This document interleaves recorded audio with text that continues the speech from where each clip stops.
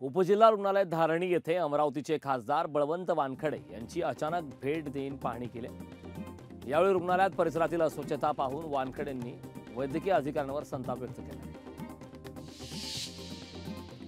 हिंगोली येथील शासकीय वैद्यकीय महाविद्यालय सुरू करण्यास केंद्रीय आरोग्य मंत्रालयाने हिरवा कंदील दाखवत मंजुरी दिली आहे। तिसऱ्या फेरीत 100 विद्यार्थ्यांना महाविद्यालयात आता प्रवेश मिळणार आहे।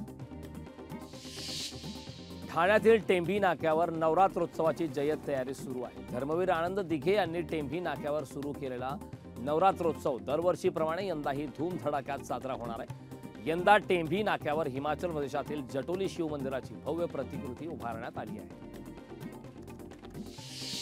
राष्ट्रपिता महात्मा गांधी यांच्या जयंतीनिमित्ताने कणकवली येथील स्टोन आर्ट कलाकार सुमन दाभोलकर यांनी महात्मा गांधींचे स्टोन आर्ट साकारले आहे। आज राष्ट्रपिता महात्मा गांधींच्या जयंतीनिमित्त स्टोन आर्ट साकारत आगळीवेगळी आदरांजली व्यक्त केली।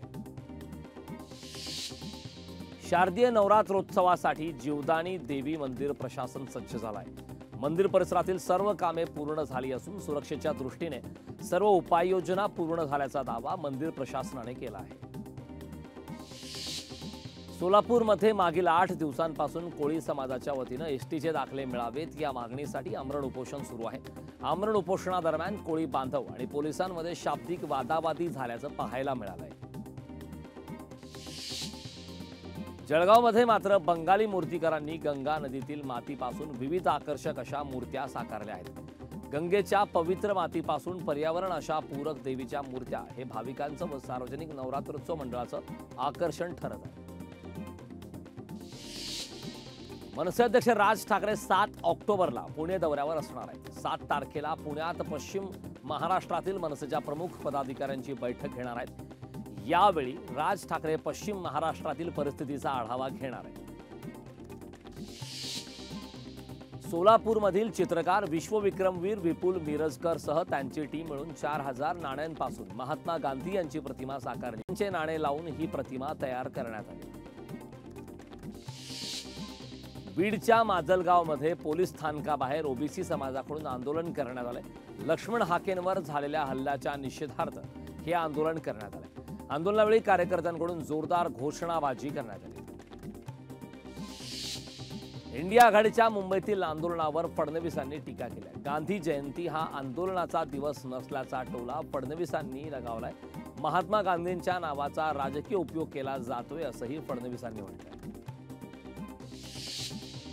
रायगडच्या रोहामध्ये बोगस आयकर अधिकाऱ्यांवर कारवाई करण्यात आली। पोलिसांकडून 5 पैकी 3 जणांना अटक करण्यात आली असून 2 जण फरार झाल्याची माहिती समोर आली। फरार बोगस अधिकाऱ्यांचा पोलिसांकडून शोध सुरू आहे। कोलकातानंतर यवतमाळ जिल्ह्यात दुर्गोत्सव मोठ्या उत्साहात साजरा करण्यात येतोय। देखावे निर्मितीच्या कामाला वेग आला असून बाहेरील राज्यातील कामगार देखावे साकारतात।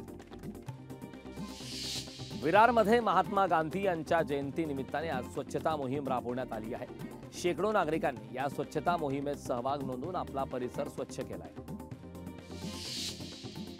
अमरावतीमध्ये मुसळधार पावसामुळे सोयाबीन पिकांचं मोठं नुकसान झालंय।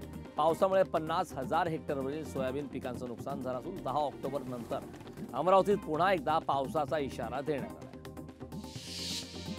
नारायण राणेंनी मुख्यमंत्री शिंदेंची वर्षा निवासस्थानी भेट घेतली आहे। भेटीनंतर मुख्यमंत्री शिंदेंनी तातडीनं उदय सामंतांना बोलावून घेतलं। यावेळी कोकणातील कुडाळ मालवण या मतदारसंघासंदर्भात सामंतांशी चर्चा झाल्याची माहिती समोर आली।